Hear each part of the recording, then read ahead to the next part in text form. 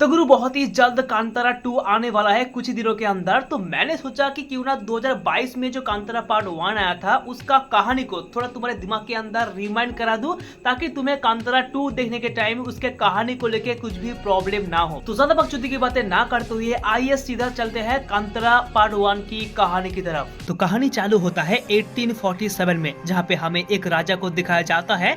और ऑब्वियसली राजा है तो उसके पास धन दौलत की कोई कमी नहीं है, सब कुछ अवेलेबल है। लेकिन उसके मन में शांति नहीं था, ना ही वो चैन से बैठ पा रहा था और ना ही चैन से सो पा रहा था। तो उस टाइम पे एक साधु कहता है कि अगर तुम्हें शांति चाहिए तो तुम्हें सब कुछ छोड़ के अपने सफर पे चले जाना चाहिए और शांति तुम्हें खुद ब खुद मिल जाएगी। तो इसके बाद राजा कई जगह पे गया, कई गाँव पे गया, अपने राज्य को अपने स्टेट को क्रॉस कर गया। तो ऐसा करते हुए वो राजा एक दिन एक जंगल में पहुंचता है और उसके सामने दिखाई पड़ता है एक पत्थर, जिसमें त्रिशूल टाइप का कुछ सिंबल टाइप का आंका था। और इस पत्थर को देख के राजा के मन में इतना शांति मिल गया कि वो इस पत्थर को अपने राजमहल के अंदर ले जाना चाहता है। लेकिन उसी टाइम पे काफी सारे गांव के लोग आ जाता है और राजा को ये पत्थर ले जाने से रोकता है, क्योंकि गांव के लोग इस पत्थर को प्रांजुलि देव कहता है। और हम देखते हैं कि सेम टाइम पे वहाँ पे खड़े हुए एक आदमी के बॉडी पे प्रांजुलि देव आ जाते हैं और वो इतना जोर से चिल्लाता है कि उसकी वॉइस, उसकी आवाज पूरे जंगलों में सुनाई देता है। और वो आदमी राजा से बोलता है कि मेरा आवाज जितना दूर तक चला गया तो वो सारे के सारे जंगल इस गांव वाले के नाम पे करना होगा। तो राजा को इस शर्त पे कोई प्रॉब्लम नहीं था, तो वो पूरे के पूरे जंगल इस गांव वाले के नाम पे कर देता है और प्रांजुलि देव को लेके अपने राजमहल की ओर निकल पड़ते हैं। और गाइस यहाँ पे हमें ये बताया जाता है कि प्रांजुलि देव का एक एंग्री वर्जन है जिसका नाम है गुलिका देव। तो वो भी राजा के साथ उसके महल में गया है और अगर किसी भी कारण से राजा अपने वादे को तोड़ दिया, अगर वही जंगल किसी और काम में लगा दिया, तो गुलिका देव किसी को छोड़ेगा नहीं। तो इसके बाद कहानी शिफ्ट होता है 1970 में। भूताकोला नाम की एक लोकल कल्चर को दिखाया जाता है, जो कि पूरे इंडिया में तो नहीं है, लेकिन कर्नाटक की तुलु जाति के लोग इस कल्चर को, इस रिचुअल को मानते हैं, जहाँ पे गांव के लोग प्रांजुलि देव जैसा वेश धारण करके, उसके जैसा मेकअप करके नाचते हैं, नृत्य करते हैं। और ऐसा कहा गया कि उस टाइम पे उस इंसान की बॉडी पे प्रांजुलि देव भी आते हैं। तो इस फेस्टिवल को कहा जाता है भूताकोला। और देखो, भूताकोला करने का एक सिस्टम है कि जो ये नृत्य करेगा, जो ये नाच करेगा, उसका बेटा या फिर उसका पोता या फिर उसके वंशज में से किसी एक को ये काम करना होगा,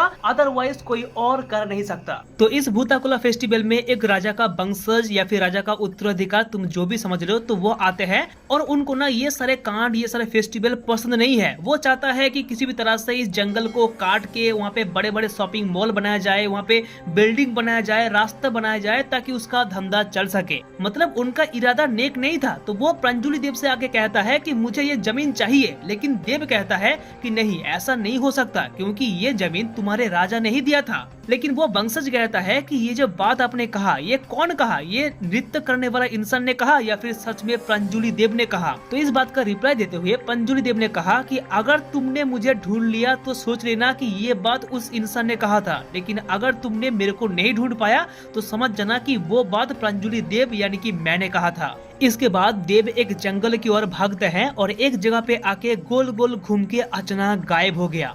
उसी जगह पे सारे गांव वाले आते हैं, लेकिन किसी को दिखाई नहीं पड़ता कि वो गया कहाँ। और उसी जगह पे एक गोल टाइप का, कुछ सर्कल टाइप का कुछ निशान बन गया। और उसके बाद यहाँ पे एक छोटे बच्चे को दिखाया जाता है, और इस बच्चे को याद करके रखना, क्योंकि ये कैरेक्टर आगे जाके मूवी का मेन पार्ट बनेगा। अगले दिन दिखाया जाता है कि वो आदमी, वो वंशज जो कि जंगल काट के बिल्डिंग बनाना चाहता था, तो उसका डेथ हो जाता है। और यहाँ पे हमें ये समझ में आता है कि गुलिका देव, जो कि प्रांजुलि देव का एंग्री वर्जन है, तो उन्होंने ही इस आदमी का जान ले लिया।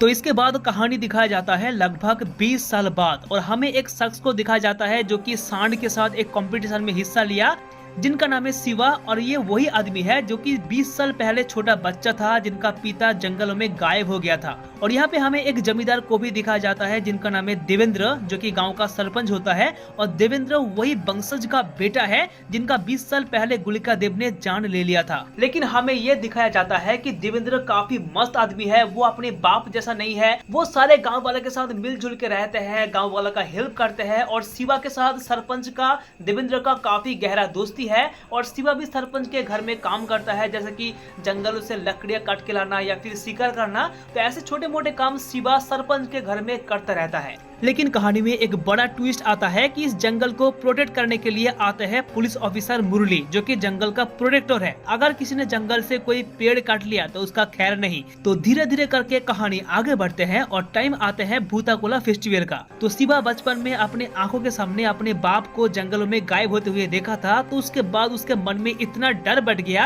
कि वो भूताकोला फेस्टिवल नहीं करता। तो शिवा का एक चाचेरा बेटा है जिनका नाम है गुरुवा, तो वही भूताकोला फेस्टिवल में हिस्सा लेता है और प्रंजुली देव का वेश लेके नाचता है, नृत्य करता है। तो फेस्टिवल है, धूमधाम का माहौल है, पटाखे तोड़ा जा रहा है। लेकिन ये सारे कांड होते हुए देख के इस फेस्टिवल को रोकने के लिए आ जाता है पुलिस ऑफिसर मुरली। यहाँ पे शिवा और पुलिस ऑफिसर के बीच थोड़ा बहुत लाफड़ा हो जाता है, जो कि पिक्चर के अंदर दिखाया गया। तो इसके बाद कहानी में एंट्री होती है मूवी के मेन एक्ट्रेस लीला की, जो कि शिवा का प्यार है। तो कहानी और भी आगे बढ़ते हैं और हमें दिखाया जाता है कि लीला जो है ना, वो शहर में जाके फॉरेस्ट ऑफिसर का पढ़ाई किया और बाद में इसी गांव में पुलिस ऑफिसर बन गया, फॉरेस्ट ऑफिसर बन गया। तो अब मुरली का प्लानिंग है कि वो इस गांव को अलग कर देगा, मतलब जंगल एक साइड और गांव एक साइड, जंगल और गांव के बीच एक बॉर्डर बना देगा ताकि जंगल और गांव के लोग अलग हो सके। और यहाँ पे लीला मुरली का ही साथ देता है क्योंकि ये इसका काम है तो करना तो पड़ेगा। लेकिन यहाँ पे फिर से वही शिवा और मुरली के बीच काफी सारा फाइट होता है, लफड़ा हो जाता है।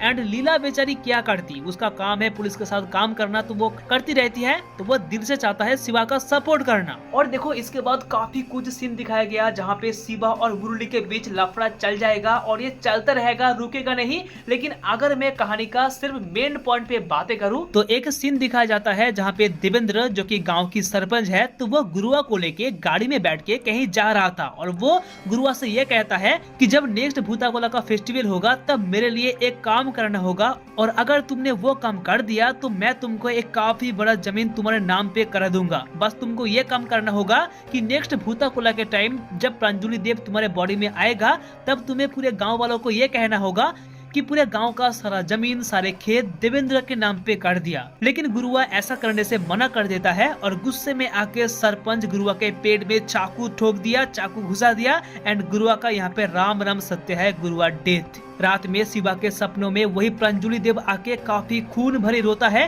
क्योंकि भूताकोला फेस्टिवल करने के लिए गुरुआ अब नहीं रहा। अब ये नृत्य कौन करेगा, अब ये नाच कौन करेगा। तो कहानी शिफ्ट होता है अगले दिन जब गुरुआ के घर में वही सरपंच आते हैं और सबके सामने नाटक करता है कि उसको कुछ नहीं पता। देवेंद्र सबके सामने रोता है ताकि किसी का शक उसके ऊपर ना हो। इसके बाद रात में देवेंद्र शिवा को दारू पिला के उसके मन में ये बात घुसा देता है कि जो फॉरेस्ट ऑफिसर मुरली है तो वही गुरुआ का जान लिया, मतलब इसके पीछे उसका ही हाथ है। और ये बात सुन के शिवा बिल्कुल एंग्री मूड में आ जाता है और वो चल पड़ता है मुरली का जान लेने के लिए। लेकिन इसी बीच गांव के एक आदमी शिवा को कहता है कि कुछ दिन पहले उन्होंने देखा था कि गुरुआ देवेंद्र के गाड़ी में बैठ के कहीं जा रहा था। लेकिन जब कुछ टाइम बाद वो गाड़ी वापस आया तो गाड़ी के अंदर सिर्फ देवेंद्र था, देवेंद्र अकेला था, गुरुआ नहीं था। तो इसका मतलब गांव के जमींदार देवेंद्र ने गुरुआ को मार दिया।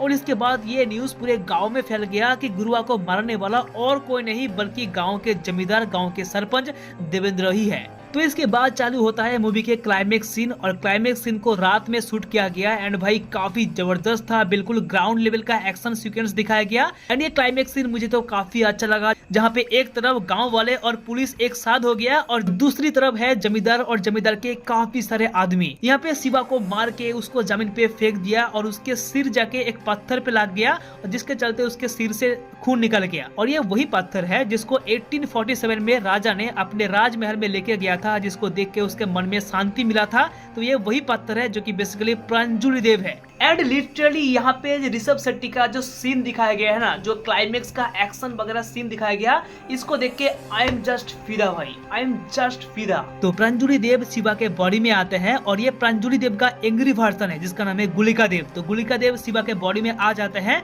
और यहाँ पे देवेंद्र के आदमी के साथ शिवा का काफी बड़ा एक्शन होता है, फाइट होता है। और इसी फाइट में गाँव की जमींदार देवेंद्र का भी डेथ हो जाता है, उसका जान चला जाता है। मूवी के बिल्कुल एंडिंग में हमें ये दिखाया गया कि शिवा अब भूताकोला नृत्य कर रही है, उसके बॉडी में प्रंजुली देव आ चुका है। और अचानक उस टाइम पे जंगल से एक आवाज सुनाई पड़ता है और वो उस आवाज का पीछा करते हुए जंगल पे उसी पॉइंट पे पहुंच जाता है जहाँ पे उसका पिता ने गायब हो गया था। और यहाँ पे हमें दो प्रांजलि देव को दिखाया जाता है और दोनों ही गोल गोल घूमते हुए अचानक गायब, और इसी तगड़ा सस्पेंस के साथ ये कहानी होता है यहाँ पर द एंड। तो इसके बाद जो कहानी दिखाया जाएगा वो कांतारा 2 में, जो कि बहुत ही जल्द आने वाला है, and I am very excited for that. बाकी अगर वीडियो पसंद आई हो तो लाइक कर देना और ऐसा ही देखते रहना पॉप कल्चर विद संदीप के साथ।